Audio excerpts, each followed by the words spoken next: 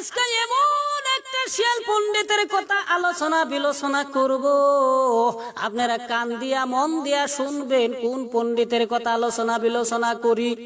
ওই যে কামাল পসারি, আপনারা সকলেই বোধহয় চিনেন কামাল পসারি। ও নিজেরে নিজে দাবি করে কামাল আজারি, কিন্তু আমরা সকলে জানি ও একটা জাইরার গড়ের আসারি। ঠিক না বা ঠিক? এই শালা কামাল আজারি আখাইতার জাত, ওই শালা পরখাইকার জাত। জীবনে কিছু খাও নাই, তাই তুমি পূজা মণ্ডপে যাইয়া কপালে সেদুর লাগাইয়া কড়া বুট খাইছ, 3টা মালবুক কলা খাইছ। খাইয়া আইসা সারা দেশের মুসলমানরে নিমন্ত্রণ দিতাইছ বলে মূর্তি পূজা করা যায়। ও কামাল আজাহারি, তুই যে সুরাডার কথা বলতাইছ বলে দুর্গা পূজা করা যায়, মূর্তি পূজা করা যায়। ওইটা আমিও কই, ওইটা তোর হদা গোষ্ঠীর জন্য জায়েজ, বাদ বাকি মুসলমানদের জন্য জায়েজ না। কথা কি ক্লিয়ার নাকি ভেজাল আছে?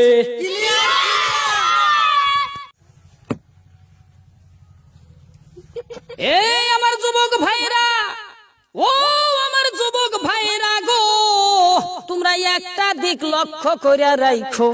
যদি কামাল আজাহারির বংশধর যদি ইন্তেকাল হয়, বা ও যদি নিজেও যদি ইন্তেকাল হয়, অগো দাফন কাফন করা যাবে না। অগো কান্দে কইরা শ্মশানে চিতা খুলায় পুরা লাগবে। ঠিক কইছি না নাই?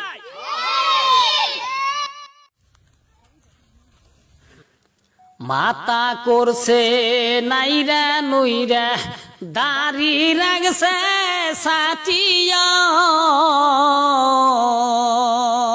সাদা পোশাক পইরা হালায় পূজায় যায়া কলা খায়। জাইরার বাচ্চা হারামির সাউ ওরে কামাল আজারি, বাপে পুষে খাও নাই কলা, তাইতে তুমি পূজায় যাও। জাইরার বাচ্চা হারামির সাও।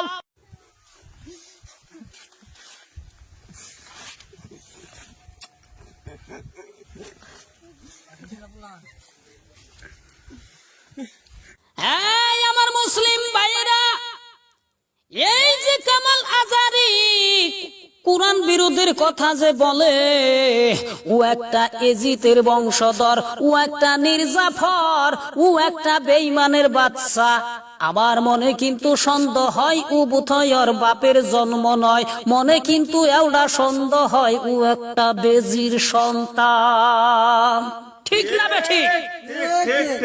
আমি কিন্তু কোন ধর্মের বিরুদ্ধে কথা বলি না, কোন ধর্মকে ছোট করি না, আমি কোন ধর্মরে অপমান করি না, কিন্তু আমার কোরআনের বিরুদ্ধে যে জাইরার বাদশাই বলবো, তার কিন্তু চাপার দাঁত চাপাই থাকবো না। ঠিক না বা ঠিক? এখন সবাই আমার লগে কামাল শরীফ পাঠ করে।